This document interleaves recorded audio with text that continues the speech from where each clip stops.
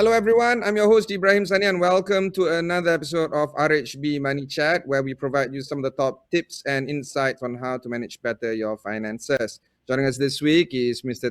Jee Toon, the Asia Pacific Chief Investment Officer or CIO of RHB Asset Management Singapore, who will be sharing some insights into 2022 mid-year Asia market outlook.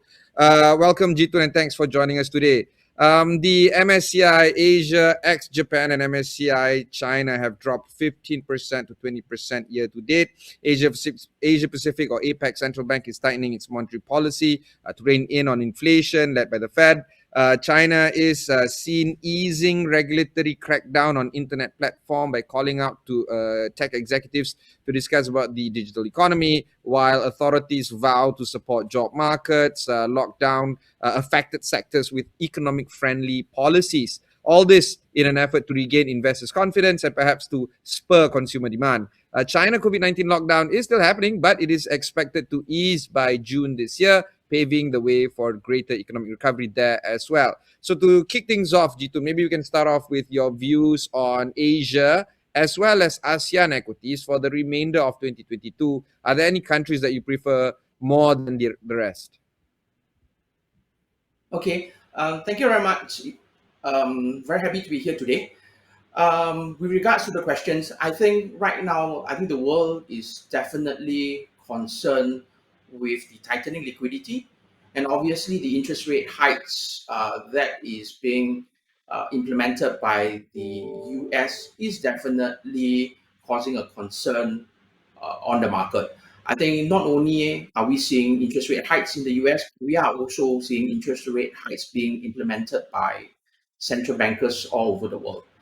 I think with regards to that, I think that's where um, Asia definitely stands apart from the rest. In particular, China.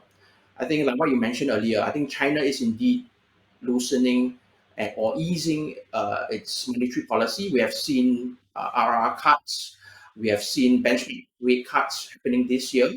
I think not only that, China is also implementing quite a fair bit of fiscal stimulus. And more importantly, like what you have alluded to earlier, China is also loosening a variety of industry regulations. In fact, the recent announcements by China's senior leadership indicating the end of this relentless internet regulatory scrutiny, which has probably coming to an end. We do think that that's definitely helping China stands apart from the rest of the world, which is in fact which every like I mentioned earlier is tightening, right? So China is easing and easing in multiple fronts. We are also very positive on ASEAN. Firstly, I think the reopening that we see in all the countries in ASEAN is indeed very positive to the overall economy. I guess not only that, unlike the rest of the world, I think ASEAN economies are generally more insular and more inward looking. And in this kind of scenario whereby there is global turmoil, I think having a more insular economy definitely will help ASEAN. And also, the other thing I would like to point out is that numerous countries in ASEAN, like for example, Indonesia, their economies are heavily driven by commodities, and with commodities prices being very strong over the course of the last few quarters, certainly help to buffer the external shocks that we are seeing all over the world. And last but not least, I would also want to highlight that the valuations of China and ASEAN in particular are very cheap versus the developed market, as well as versus its own history. And last but not least, I think the positioning amongst all the global fund managers in ASEAN and China continue to be very light. So I think these are some of the key regions and countries that we are positive on going into the second half of 2022. Yeah, also, what do you think about the recent promise by the US to spend $150 million on ASEAN infrastructure, security, as well as pandemic preparedness? All this in an effort to counter China. I think it's good that the Biden administration is paying more attention and re-engaging with the ASEAN countries. I think this is a major departure from the Trump's administration, which has, which has obviously withdrawn their interest and their focus from parts of the world. So with the new Biden administration coming in and re-engaging with the different countries and governments in these parts of the world, I do think that that provides a very healthy counterbalance to the influence of the Chinese efforts in this part of in this part of the world. So I do think that the ASEAN countries are able to take advantage and maybe in terms of getting the best policies as well as the best support from both US and from China. Still on China and US, what are your thoughts on the potential upliftment of tariffs to China by the US? Okay, I guess from a economic perspective, that definitely makes sense. I think tariffs in general are essentially taxes on imports. So tariff effectively raise the prices of these imports, and in most cases, right, to cover the increased costs, the domestic importer, in this case the American importers, then have to charge higher prices for these imported goods, and these higher prices, no doubt, will be pushed in onto the U.S. consumers.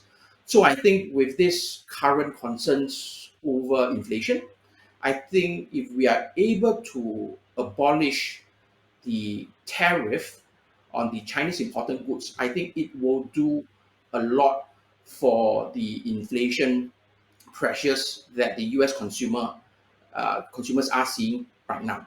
So from an economic perspective, that definitely makes a lot of sense. And also, I guess from a political perspective, right, if the US were to abolish the tariffs that were implemented during the Trump administration, I think that would definitely extend a very welcome olive branch to the Chinese government. So I think they will that will definitely put the relationship on a new and better footing. So I think that will obviously benefit everybody all over the world.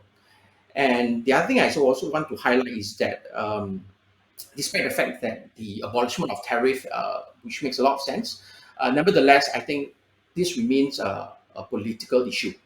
So bear in mind that the whole tariff situation was implemented during the Trump administration, and tariff was a weapon of choice for the Trump administration.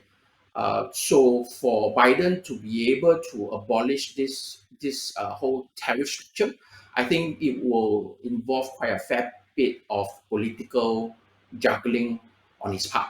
So at the end of the day, I do think that this is definitely a balance between economic sensibilities versus political practicalities. So these are the things that the Biden administration and China would have to work out over the course of the next few quarters.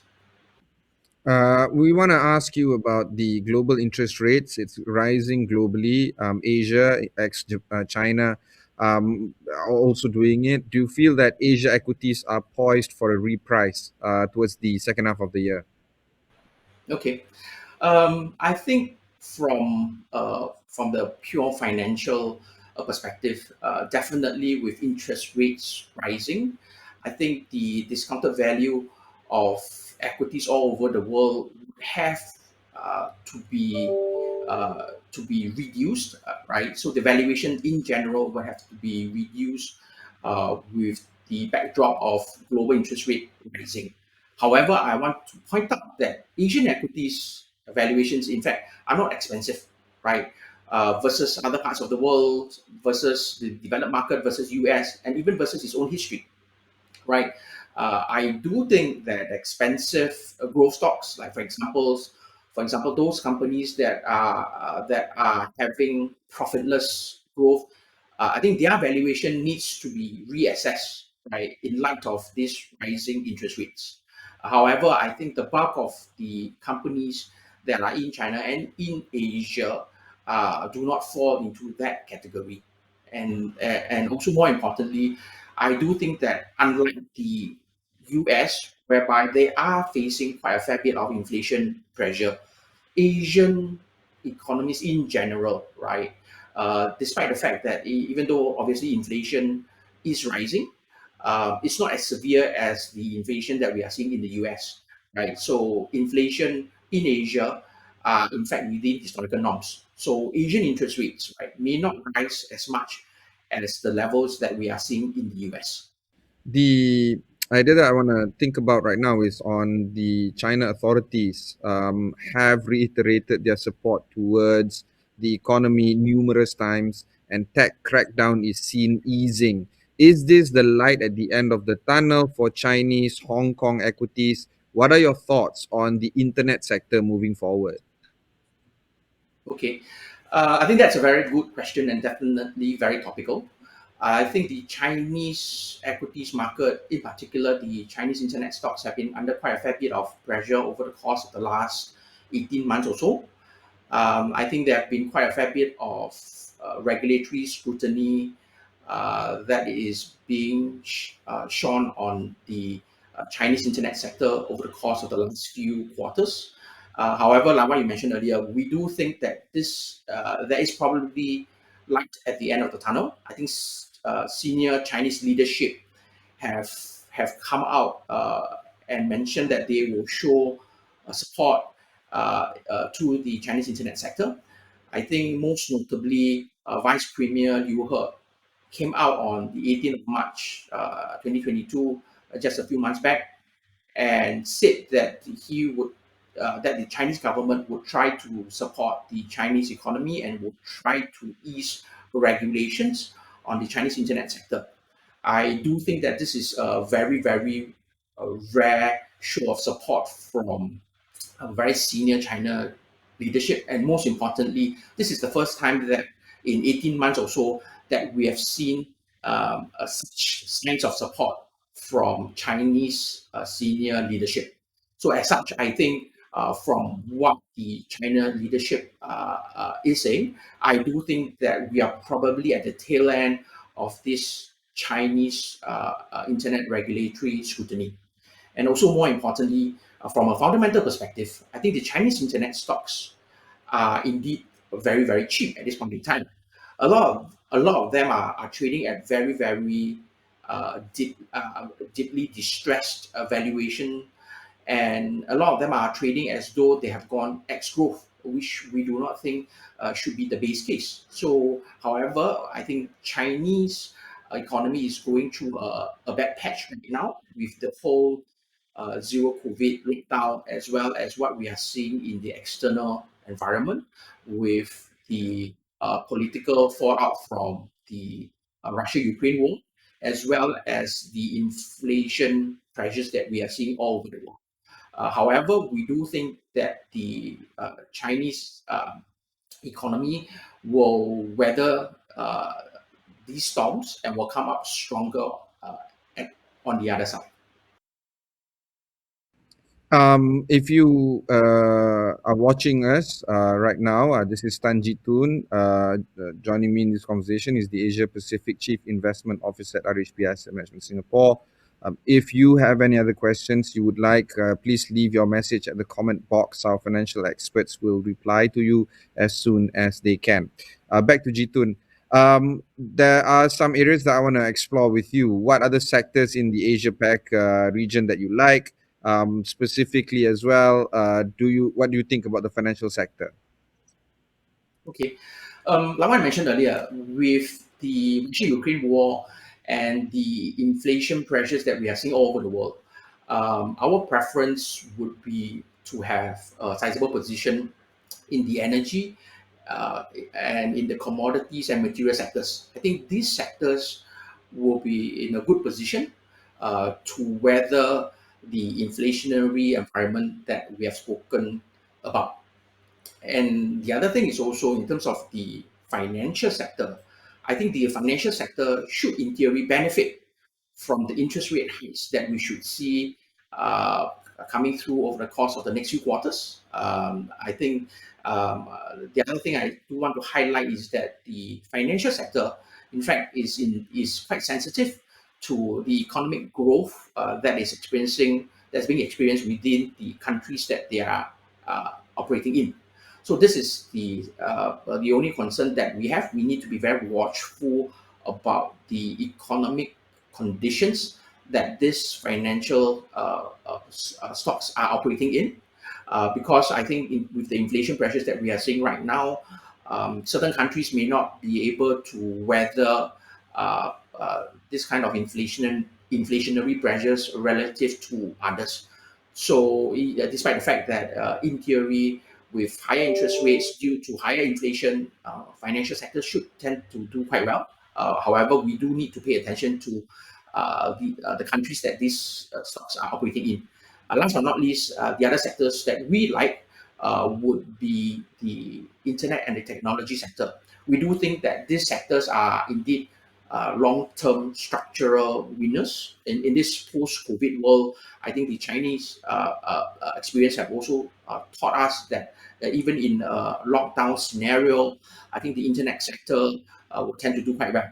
And also in the post-COVID world, I think technology will continue to power on. I think people nowadays have been very accustomed to living in a world whereby most of their lives are being conducted online relative to offline. So that will definitely power the technology sector in the foreseeable future. Moving on to a little bit of currency, on the onset of a rising dollar, are we seeing a start of emerging market capital outflow? Do you feel that there could be other risks that we need to take note of? Okay, I think currently it's definitely the investing uh, investors in general are in a risk-off mode right now. Inevitably, there is a flight to safety like the US dollar, and in some cases to bonds as well. However, with the backdrop that interest rate hikes will probably happen quite aggressively in the near future, so bonds may not be a good safe haven at this point in time. However, with the concerns that inflation could happen in the near future, I do think that equities uh, and stock will benefit from an inflationary scenario. And like I mentioned earlier, quite a few countries in Asia and in ASEAN in particular tend to benefit when commodity prices tend to be pretty strong.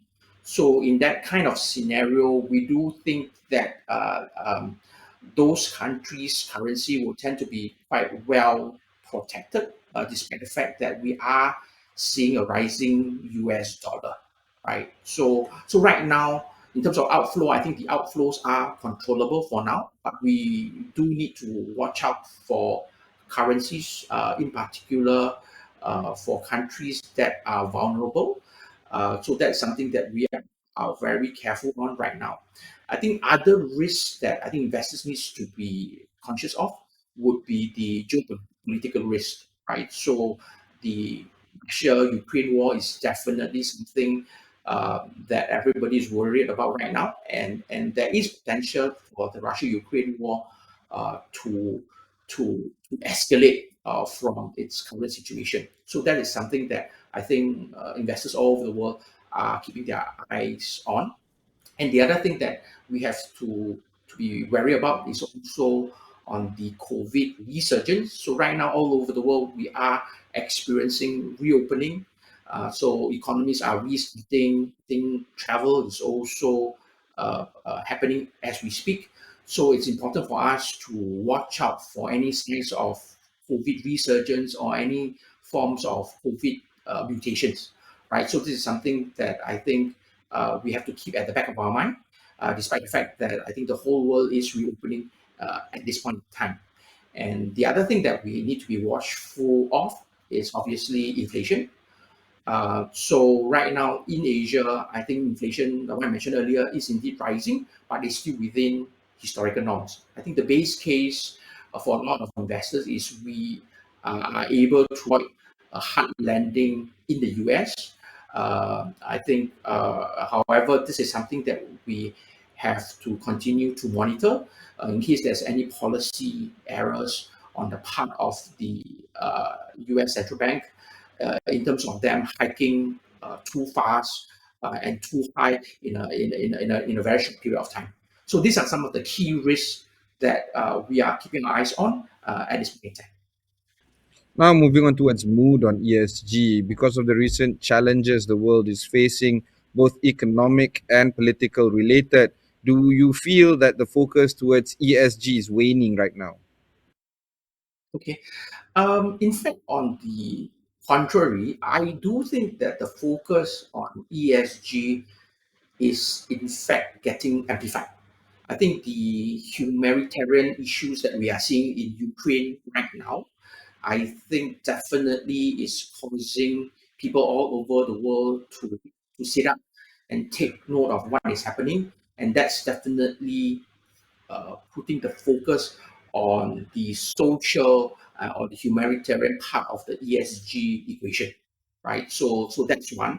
And the other thing is also because of the Russia-Ukraine war, I think there is renewed interest in terms of renewable energy sources. So the issues about energy security, about energy overdependence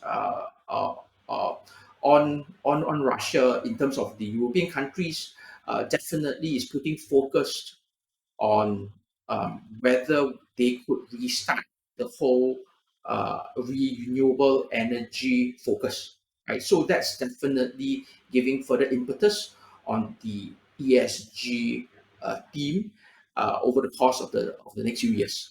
So definitely, I think in terms of the high oil prices that you and I are experiencing, I think the long-term solution to our dependence on fossil fuel is to refocus our attention on renewable energy, right? So once again, I think what has happened over the course of the last few quarters, I think investors' attention instead of waning, I think it's refocusing on the aspect of ESG. That you can share for our investors, some advice maybe? Um, I think the most important piece of advice that I can give our listeners out there is that I think it's inevitable that the markets will be volatile, but I think the volatility does provide good entry points for patient investors who are able to sit through all this turmoil. And the saying from Warren Buffett that investors should be greedy when others are fearful, I think is definitely very relevant at this point in time when the whole market it's very worried about all the macro concerns that we are seeing all the way from Russia-Ukraine war to the whole inflation story as well as China's zero COVID policy, right? So I think the volatility definitely give us a chance for us to go in at a very good entry point. Thank you for the wonderful insights, Tan. Of course, we're talking about this as an ongoing story. So some of the valuable insights that you provide is always interesting to deep dive as well. That was Tan Jee Toon, the Asia Pacific CIO or Chief Investment Officer at RHB Asset Management Singapore. If you'd like to find out more on 2022 mid-year market outlook, do leave us a message. We will try our best to reach out to you. But for now, thanks for tuning in to RHB Money Chat. Catch you in the next one. Thank you very much.